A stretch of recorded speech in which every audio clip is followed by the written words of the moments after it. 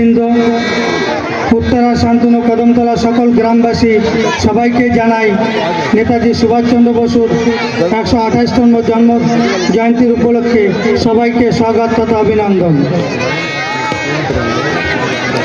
নেতাজির জন্ম হয়েছিল 1897 সালে 23শে জানুয়ারি উড়িষ্যার কটক শহরে। পিতার নাম ছিলেন জনকীনাথ বসু এবং মাতার নাম ছিল প্রভাবতী দেবী। ছোটবেলা থেকেই নেতাজি খুবই মেধাবী ছাত্র ছিলেন। কটক শহর থেকে তিনি ম্যাট্রিক পাস করেন, ম্যাট্রিকে সেকেন্ড ডিভিশন নিয়েছিলেন। তারপরে তিনি স্কটিশ চার্চ কলেজ থেকে বিএ পাস করেন। তারপরে নেতাজি সুভাষ বোস বিলেতে চলে যান। বিলেতে গিয়ে সিভিল সার্ভিস পরীক্ষায় 4র্থ স্থান গ্রহণ করেন। 4র্থ স্থান গ্রহণ করা সত্ত্বেও তিনি ব্রিটিশের চাকরি না করে ভারতে চলে আসেন এবং ভারতে চলে এসে স্বাধীনতা সংগ্রামীদের সঙ্গে অংশগ্রহণ করেন, আন্দোলনে অংশগ্রহণ করেছিলেন। নেতাজি খুব অল্প সময়ের ভিতরেই জাতীয় কংগ্রেসের পার্টির খুব বড় নেতা হয়েছিলেন। তিনি কংগ্রেস পার্টির 2বার সভাপতি নির্বাচিত হয়েছিল। ব্রিটিশ সরকার তাকে নজরবন্দি করে রেখেছিল তার বাড়িতে, কিন্তু 1941 সালে সুভাষ বোস ছদ্মবেশে জার্মানিতে চলে যায়। সেখান থেকে জাপানে গিয়ে রাসবিহারী বসুর সঙ্গে যোগদান এবং আজাদ হিন্দ ফৌজের দায়িত্ব নেন। নেতাজি বলতেন, তোমরা আমাকে রক্ত দাও, আমি তোমাদের স্বাধীনতা দেব। জয় হিন্দ,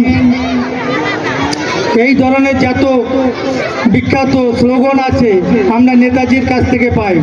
আজ নেতাজি আমাদের মধ্যে নাই, কিন্তু বন্ধু সবাইকে আমি একটাই কথা বলবো, যদি আমরা নেতাজির আদর্শ মেনে চলতে পারি তবেই আমরা এগিয়ে যাব। এই বলে আমার বক্তব্য আমি এখানেই শেষ করছি। জয় হিন্দ, জয় ভারত। Thank you. यहाँ पर उपस्थित मेरे सहयोगी IAFS पवन गुप्ता जी, प्रकाश मंडल जी, सारे यहाँ पे जो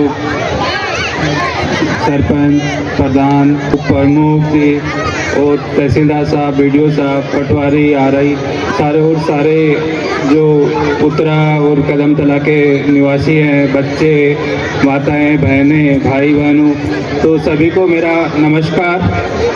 बहुत ही अच्छा लग रहा है आपने इतना अच्छा जो मेले का आयोजन किया है उसमें आके। सबसे पहले मैं नेताजी सुभाष चंद्र बोस जी को हम आज उनके बर्थ एनिवर्सरी पे मैं उनको नमन करता हूँ।